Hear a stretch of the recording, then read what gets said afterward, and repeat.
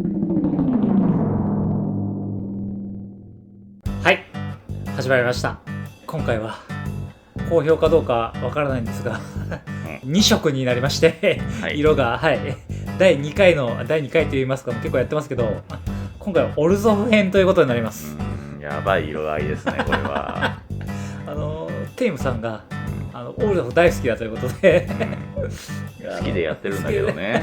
強いかどうかって言われるとちょっと話は別なんだけど、でも2色編の中では最弱の可能性が大いにあるっていうでも好きなんですよね。まあね、誤解のないようにね、誤解のないように言ってきますと、好きなのは好きなんだけど弱いのは弱いと、弱いいうことで、今回は10枚選ばさせていただきましたんで、はい、これからオルゾフの統率者を始めようと思ってる人におすすめのカード10選になります。パシパシパシはい、まずいつも通り高いカード何があんねんっていう話なんですけども、高いカードあんまりないんですよね。なるほど。汎用カードしかほぼない。クレプトとかね、そうインシアフンボとか。そうですね、はいはい、まあ、一応使うので高いのは、強いて言うなら電国の玉璽で、言っても逆に安くなりましたからね、安くなったって言っても結構しますけど、結構しますけど、まあそんぐらいだと。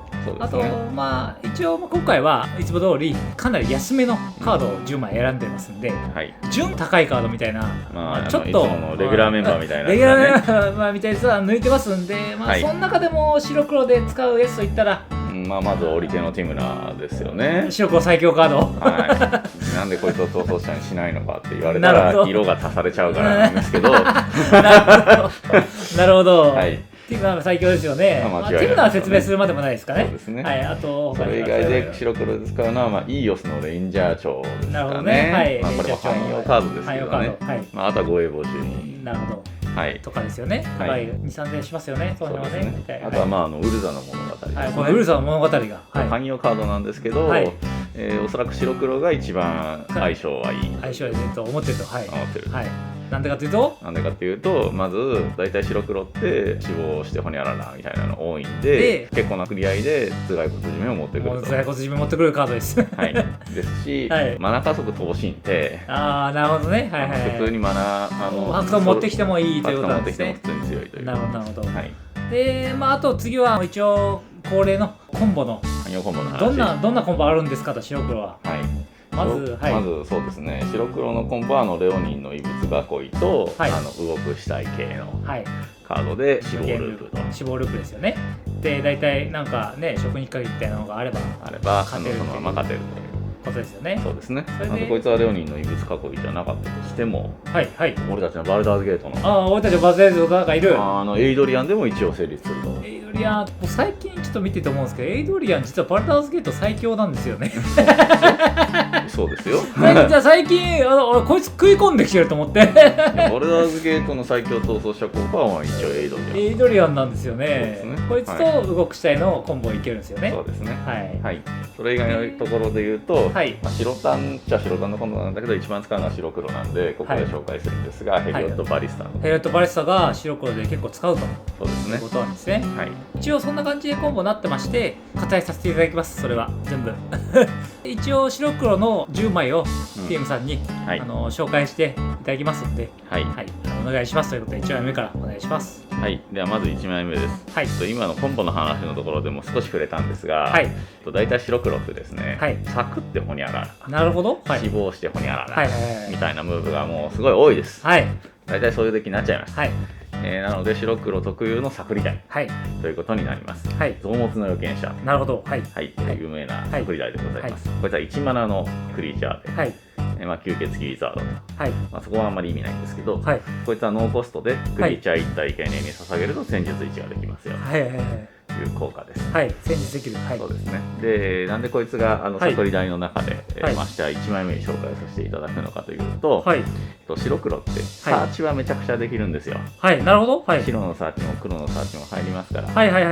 で、その中でも例えば白のカードで入ってくるやつでレインジャー長とか護衛募集員なんですけど、そういうやつにも引っかかるし、普通に黒のサージにも引っかかるし、なるほどなるほど。ということで一番探しやすいんですね、こいつ。サブレーとして。そうですね。なるほどなるほど。ということで選ばせていただいてます。なるほどなるほど。で次のカードに行きます。で白黒の勝ち手段なんですけど、大体死亡ループです。なるほど、死亡ループ。はい。死亡ループ使わないデッキの場合は殴って勝つと。なるほど、そうですよね。いう形にはなるんですけど、死亡ループでじゃあ勝利するカード、何があるのか、安いので、ということなんですけど、一番効率がいいという意味で、ズーラポートの殺し屋です。こいつはズーラポートの殺し屋か、あなたがコントロールしている他のクリーチャー1体死亡するために、対戦相手に1点のライフを失わせて、あなたは1点のライフを得るという効果になっています。こいつが優れているところは、その各対戦相手というところになります。例えば同じコストで知能芸術家とか言いますけど、それは対象の対戦相手1人なんで、一応単純に出るダメージ、コンボに至らなかったとしても、という意味で、結構点数が出るので、ただなんかを1回サクっただけでも飛ぶダメージが3倍だってことですね。そうですね。なるほど、なるほど。という意味で強力なカードということで紹介させていただきます。次いきます。白黒ですね。妨害がなるほど。青入ってないんで、できないんですよ。なるほど。だから機能構成としてはですね、黒を濃くして土分するか、白をちょっと多めに入れて妨害していくかと。なるほど。いう形になるんですね。どっちかになります。でヘイト系のカードを紹介していくということになるんですが、まず一つ、猛獣です。猛獣。これはいろんな我々のチャンネルでは紹介しているカード出てますね。になると思うんですが、2マナのエンチャントで、強制持ってって、対戦相手がコントロールしている全てのアーティファクトやクリーチャーはタップ状態で戦場に出るとやばいですねいうカードです。クリーチャーとアーティファクトですよね。そうですね。ハトバが大体わちゃわちゃするんで、一旦しのぐことができると。確かに。でもハトバのループ自体、そうですね、一旦止められると。そうですね。ハトバを出し入れしてコンボはできなくなる。できなくなりますよね。もちろんその次のターンいったら使えちゃうからマナはがっつり伸びるんだけれども、コンボとしては成立しなくなるので、結構テンポをそぐことができるカードで、こういうカードが白黒のデッキっていうのは重要になってきます。なるほど。で同じ要領でですね、4枚目のカードいくんですけれども、妨害していくっていうタイプのクリーチャーで、白黒のデッキで特に強力なもの、ということで選んでるんですけれども、エメリアのアルコンですね。法の定め内臓型のクリーチャーで3マナで2-3で飛んでると、なので法の定め内臓タイプのクリーチャーの中ではこいつ一番強いです。さらに基本でない土地はタップ状態で戦場に出るやばいですね。効果がついてますので、ペッチがもうゴミガスになります。ペッチがタップインして、起きて、持ってきたクランドもデュアランもタップインだと、そうですね。やばいですね。もちろん相手が単色とかだったら下の効果がいい楽しみになるんですが、そもそも法の定め内臓で飛んでてっていう時点で十分強いので、こいつはかなり有効なクリーチャーということになります。でいいところは自分で処置に行くことも一応できる。そうですね。ですよね。自分が法の定めでコンボできない場合には、さっきのサクリライン、増物の予言者みたいなカードでサクって決めに行く。なるほど。というムーブをすることもできます。なるほど、なるほど。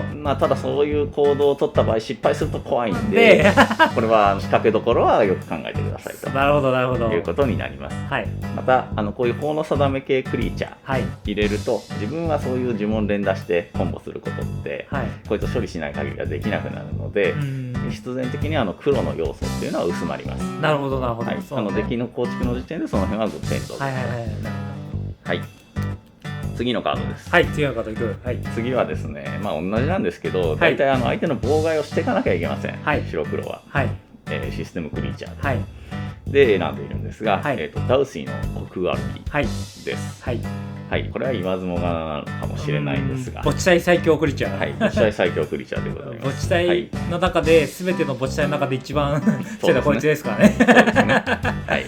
3-2のシャドウでカードが対戦相手の墓地に置かれたら、代わりにそれを虚空カウンター1個置かれた状態で追放します。でこいつを生贄に捧げて、その虚空カウンター置かれているカードを1枚をプレイすることができるというクリーチャーです。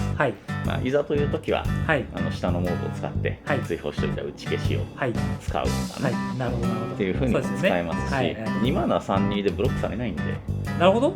殴っていくクリーチャーとしてもかなり優秀です。殴っていく可能性もあると。そうですね。なるほど、もちろん。だってブロックもできないですから。ちなみに相手がこれ出してた場合はどうなりますかね。相手がこれ出してた場合はなんかそいつにアタックしちゃいけないんですね。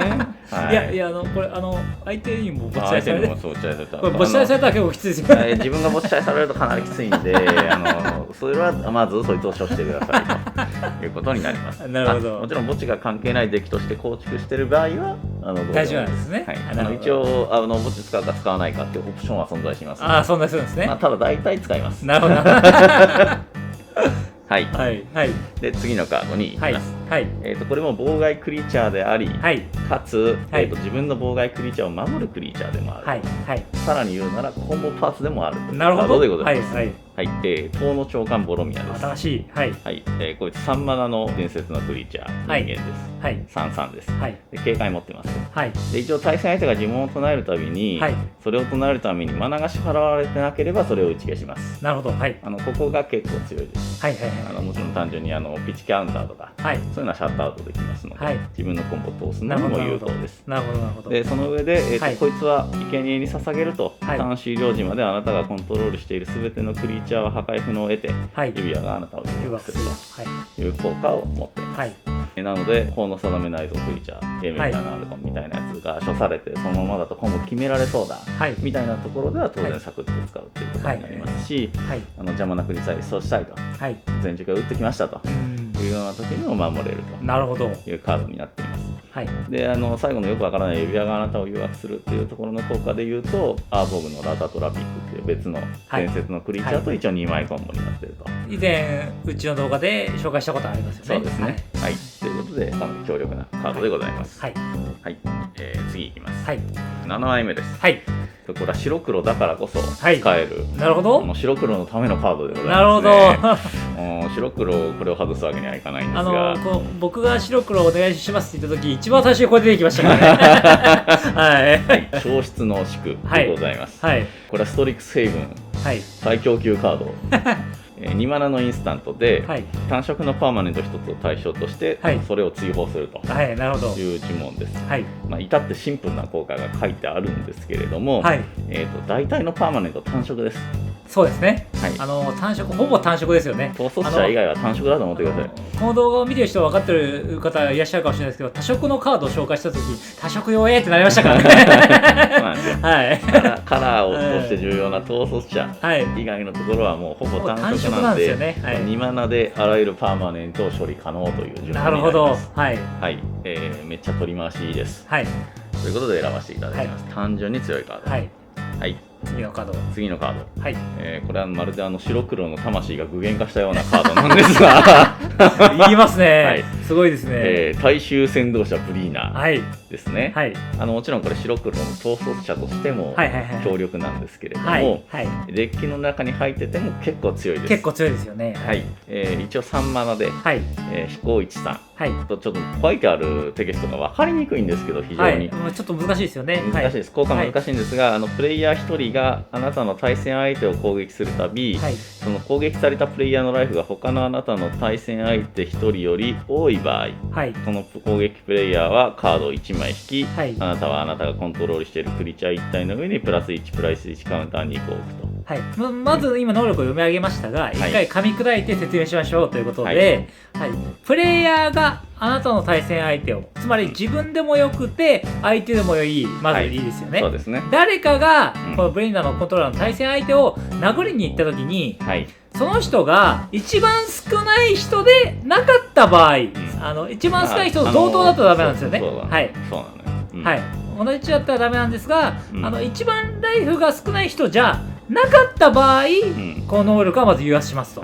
で自分でも誘発しますし、相手でも誘発すると。でそれで、攻撃プレイヤーがカード1枚引いてカウンターを2個乗っける。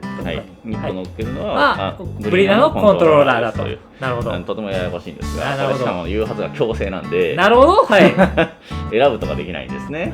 でも結果誘発する対象って対戦相手のところにアタックいったらなんで、まず攻撃される量として自分のところが一番少なくなります。なるほどなるほど。その上で相手もドローするんですけれども、ドローできる量も自分が一番多くなります。はい、でその上でさらにプラスカウンター置かれてるのは自分だけと、はい、なるほどなるほど。いうことで、はい、なんかみんなを利してるように見えて、圧倒的に自分が得してるというカードになってまして、これちょっと中に入ってる場合と、逃走者指定した場合がちょっと全然違くてですね、そうですね、逃走者に指定した場合はブリーナに利があると困るので、要はカウンター乗ってっちゃうと逃走者ダメージ死んじゃったりとかするパターンもありえるわけじゃないですか。だから殴りに行かないっていうのがまず正解になって、誰も殴りに行かなければ平和で何も起きないんですよ。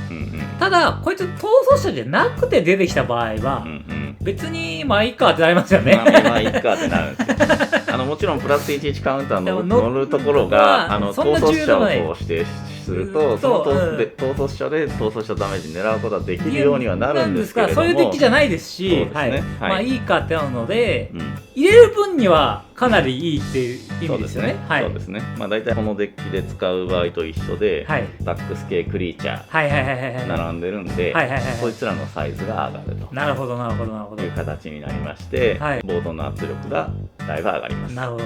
というカードです。はい。